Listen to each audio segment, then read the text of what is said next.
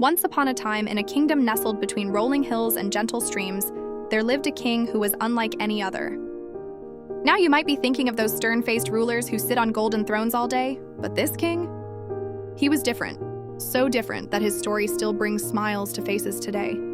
Every morning, as the sun painted the sky in shades of pink and gold, this king would walk through the village streets.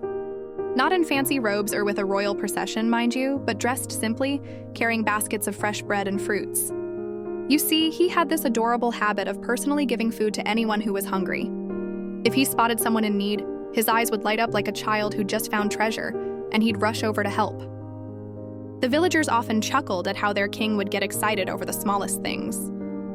Once he spent an entire afternoon teaching a group of children how to build the perfect paper boat, his crown slightly tilted, totally forgetting about his royal duties.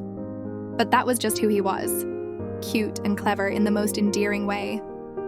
What made him truly special was his brilliant mind. He didn't just give handouts. He created clever systems to help his people become self-sufficient. He turned unused palace gardens into community farms and established schools where the poor could learn trades. And oh, the way he solved disputes.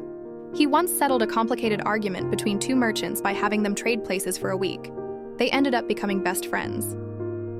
The village's support for their king was something magical to witness. Whenever he had a new idea to improve the kingdom, people would come together like bees in a hive. They didn't follow him out of fear or obligation, but out of pure love and respect. During festivals, you'd find him dancing with common folk, his laughter mixing with theirs under the starlit sky. Year after year, this kind king's wisdom and compassion transformed his small kingdom into a powerhouse of prosperity. But not through armies or weapons.